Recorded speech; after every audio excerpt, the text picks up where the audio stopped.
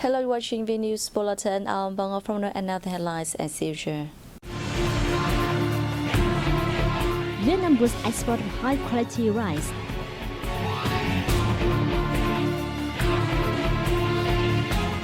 And later on, Korea outfit preserving national heritage.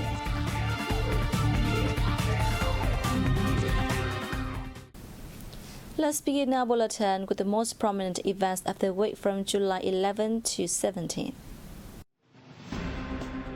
Party General Secretary Nguyễn Phú Trọng chaired a meeting of the Central Military Commissions in Hanoi on July 13. During the meeting, the party chief urged the commissions and the Ministry of National Defense to improve their research and forecasting capacity and further provide timely consultation for the party and the state. Chang also highlighted combat readiness and the need to closely manage the country's airspace, seas, border, inland, and other strategic areas. In the first half of this year, the Defense Ministry and other ministries and agencies fulfilled their assigned tasks and work hard to protect the national sovereignty and territory, as well as to ensure safety for the country's political events. Argentine Minister of Foreign Affairs, International Trade and Worship Santiago Andres Cafiero paid an official visit to Vietnam from July 9 to 11 at the invitation of Minister of Foreign Affairs Bùi Thanh Sơn. During their talks, the two sides agreed on measures to further deepen multifaceted cooperation in the fields of politics, trade, science, technology, and tourism, among others. The ministers consented to continue promoting the effectiveness of the political consultation mechanisms at the Deputy Foreign Minister level and the Intergovernmental Committee on Economic, Trade and Investment Cooperation. They held that over the recent time, the comprehensive partnership between two sides continued to be consolidated and economic trade cooperation increased despite the pandemic. Vietnam is now Argentina's third-largest trading partner in Asia, while Argentina is Vietnam's third-largest trading partner in Latin America. Chairing a meeting in Hanoi on July 14, Prime Minister Pham Minh Chinh stressed that the commitments Vietnam has made at the 26th United Nations Climate Change Conference of the Parties, or COP26, should be implemented under a specific, result-oriented roadmap. Prime Minister Chinh urged ministries and agencies should revamp their leadership and management to better supervise the implementations of the commitments and remove obstacles to the work. COP26 was held in Glasgow, Scotland last November, during which Prime Minister Chinh affirmed that Vietnam will capitalize on its advantages in renewable energies and take stronger measures to reduce greenhouse gas emissions. The government leader also called for international cooperation through investment programs and projects and sustainable development.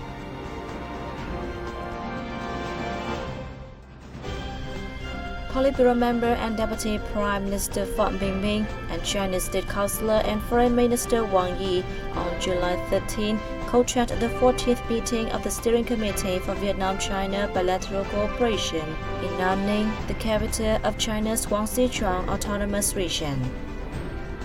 During the meeting, the two sides agreed to increase exchanges and meetings at high and low levels, implementing cooperation agreements between two parties, promoting the committee's role in removing arising problems, among others.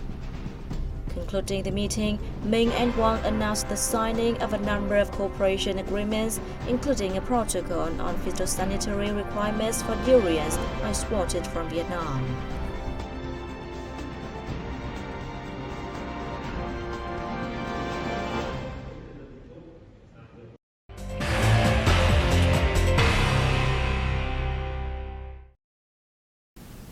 Vietnam is expanding the export of its high-quality rice with the aim to increase the export value and improve farmers' income. According to the Vietnam Food Association, the export price of Vietnam's 5% broken rice is higher than that of Thailand, India, and Pakistan. Especially, each ton of this kind of rice is sold for $418 US, $8 higher than that of Thailand, and $30 and $75 higher than those of Pakistan and India, respectively. Meanwhile, the export price of Vietnam's 25% broken rice equally $403 per ton, equal to that of Thailand, but $35 and $75 than those of Pakistan and India, respectively. In addition, the country's high-quality rice is being shipped to Japan and Europe. Recently, big rice exporters including Tân Group and Lộc Trời companies have started to introduce ST25 rice, which was named the world's best rice to demanding markets such as Japan and the EU markets. Positive changes in the real estate sector are crucial if the country wants to meet its green growth targets. Along with construction, the sector is the source of nearly 40% of carbon emissions in the world and consumes about 36% of total power generated globally, according to experts. Real estate firm Vnews cited the Global Status Report for Buildings and Construction 2021, which shows that in 2020, the real estate and construction sector accounted for 36% of global final energy consumption and 37% of energy-related carbon dioxide emissions, as compared to other annual sectors. Building activities are the reasons for 27% of total carbon dioxide emissions every year, it noted. According to Vnews, the number of office buildings meeting green criteria in cities remains modest, but this provides a good chance for investors to develop green real estate. The firm said future office upgrades are driven by tenants and investors. The investment market will experience strong competition with green-certified office buildings. It added that cities pursuing green goals are paying increasing attention to carbon emissions from constructions and giving priority to equipping themselves with new modern equipment.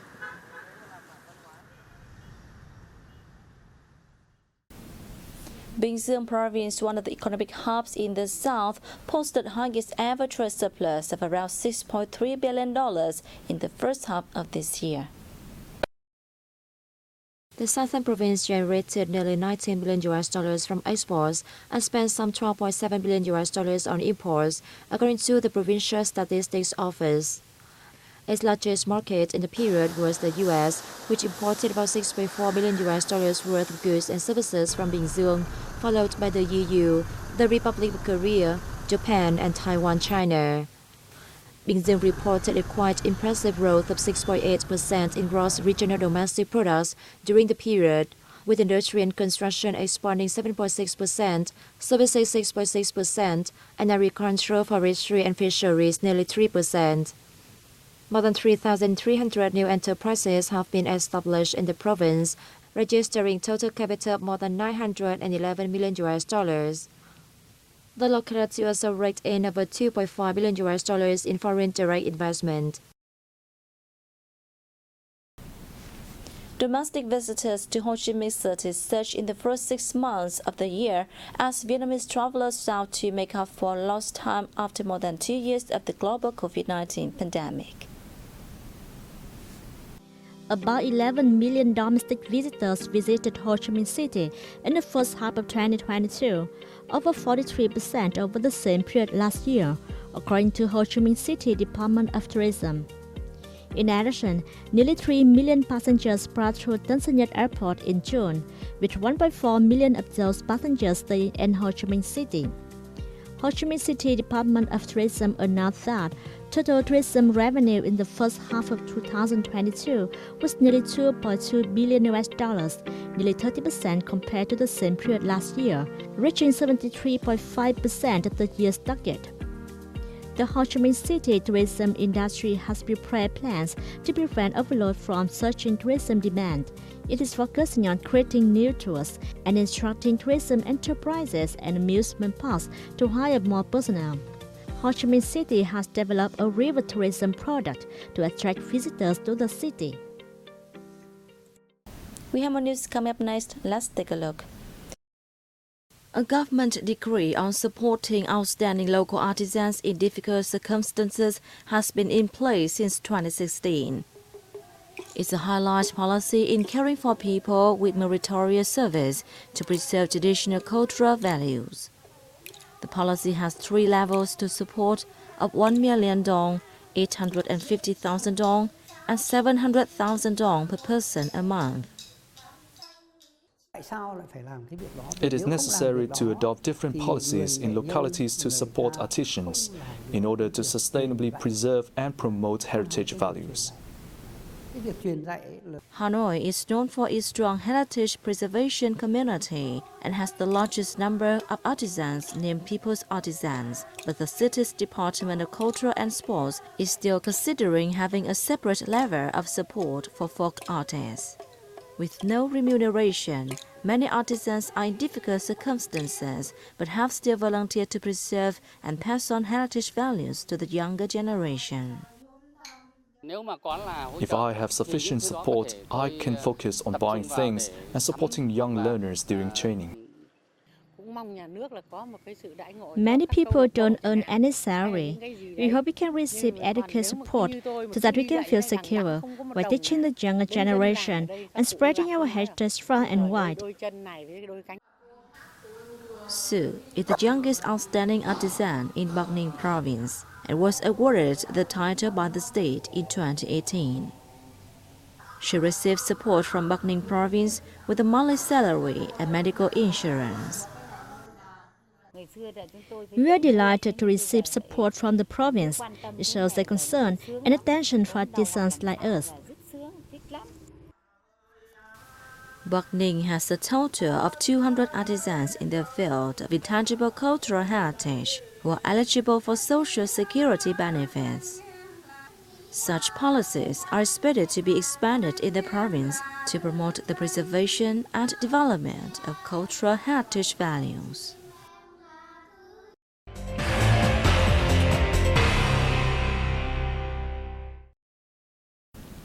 Despite many changes, the traditional áo dài or long dress has long been the cultural symbol of Vietnam.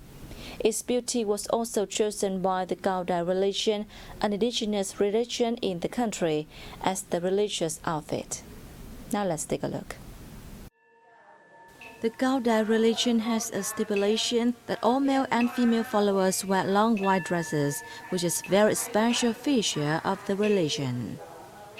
After entering the religion, Cao Dai followers, male or female, rich or poor, are required to wear a long white dress. Men also wear a black scarf when going to ritual ceremonies and even when worshipping at home.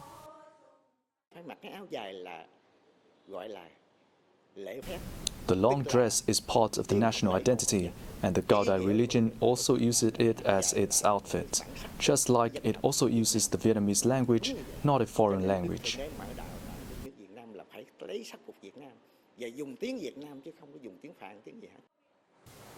In the Cao Dai religion, white has a very deep meaning, symbolizing simplicity, spiritual purity, and religious qualities.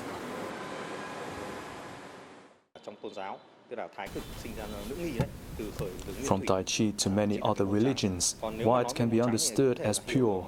Cao Dai followers are also known as the white-robed people and asked to retain the chastity and virtue of the religion.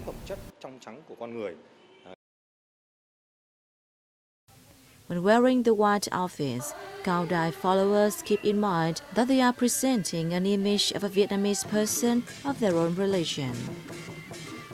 At a meeting with dignitaries from Cao Dai churches and organizations in Hanoi, State President Nguyễn Xuân Phúc emphasized that it's the religion of the country and that it originated in Vietnam. In the process of development, the Cao Dai religion has contributed to preserving and enriching traditional cultural values and upholding a spirit of solidarity, gathering together dignitaries and believers to accompany the country.